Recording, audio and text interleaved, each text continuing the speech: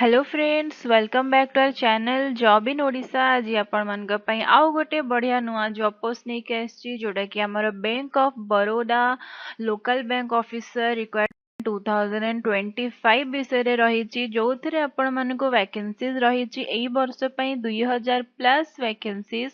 तो कौन कौन पोस्ट अच्छी को माने एलिजिबल अछंती केमिति आपण माने अप्लाई करि परिबे तार फुल डिटेल्स मु जणेबी आजिर एई वीडियो रे। तो आपण मानक रिक्वेस्ट करूची एई वीडियोटी निहाती भाबरे शेष पर्यंत देखंतु आ ता पूर्वरु आम चैनल को सब्सक्राइब करिया को जमा भी भूलिबे नाही।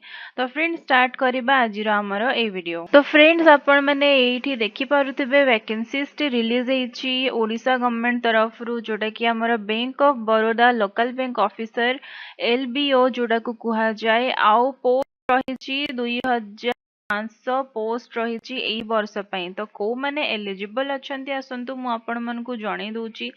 तो फ्रेंड जोटा कि एटा आपण माने देखि पारुथिबे तार full details name of the post रही आपण मानकर bank of Baroda local bank officer online form 2025 total vacancies just आपण मन को जणैली 2500।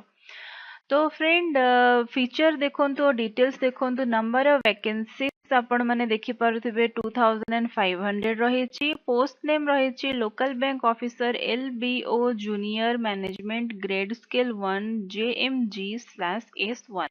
नोटिफिकेशन रिलीज है 3rd of July 2025 और एप्लीकेशन डेट अपन मनकर 4th of July 2025 to 24th of July 2025 पर्यंत रही।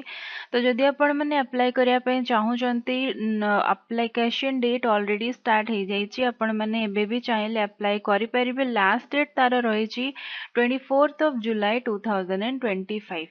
नेक्स्ट देखो एलिजिबिलिटी आपण मानकर ग्रेजुएशन आपण माने कंप्लीट करथिबा दरकार। आउ जदि आपण मानकर मिनिमम 1 ईयर एक्सपीरियंस रही को भी कमर्शियल बैंक रे किंबा रूरल बैंक रे NBFC cooperative bank payment bank small finance bank और फिनटेक कंपनीज जदि आपण मानकर रही ताले सेटा वैलिड आपण मानकर हब नाही। नेक्स्ट देखो सिविल स्कोर एथिरे मागिछि आपण मानकर जोटा कि आपण माने चेक करि परिबे ऑनलाइन आपण पान कार्ड थ्रू रे जोटा कि 680 और एबव जदि आपण मानकर सिविल स्कोर रही ताले ही आपण माने ए पोस्ट पय अप्लाई करि परिबे। नेक्स्ट देखो एप्लीकेशन फी होछि आपण मानकर जदि आपण माने जनरल किंबा ओबीसी किंबा ईडब्ल्यूएस रु आसुचंती ताले आपण मानको मिनिमम 850 रुपीस रो एप्लीकेशन फी दबा पड़िबो। सिलेक्शन प्रोसेस देखंतु आपण मानकर एटा कोन ना ऑनलाइन टेस्ट आपण माने फर्स्ट देबे। नेक्स्ट होची लैंग्वेज प्रोफिशिएंसी टेस्ट आपण माने देबे। नेक्स्ट होची psychometric test. Next group discussion आउ इंटरव्यू रही आपण मानकर। सिलेक्शन प्रोसेस सैलरी आपण माने देखि पारुतबे 48,480 पर्यंत आपण मान को मिल जाउची सैलरी। प्रोबेशन पीरियड आपण मानकर 12 मंथ्स रो रहिबो।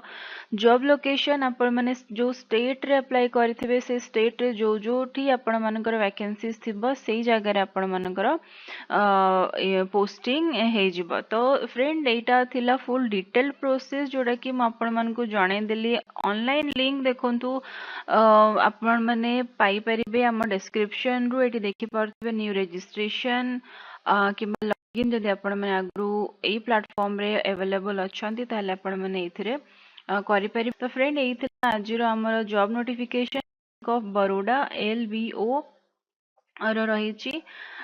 तो फ्रेंड जो माने भी इंटरेस्टेड अछंती अप्लाई करिया पय चाहूचंती मु कहबी निहाती भाबरे अप्लाई करंतु। 2500 पोस्ट रही यार।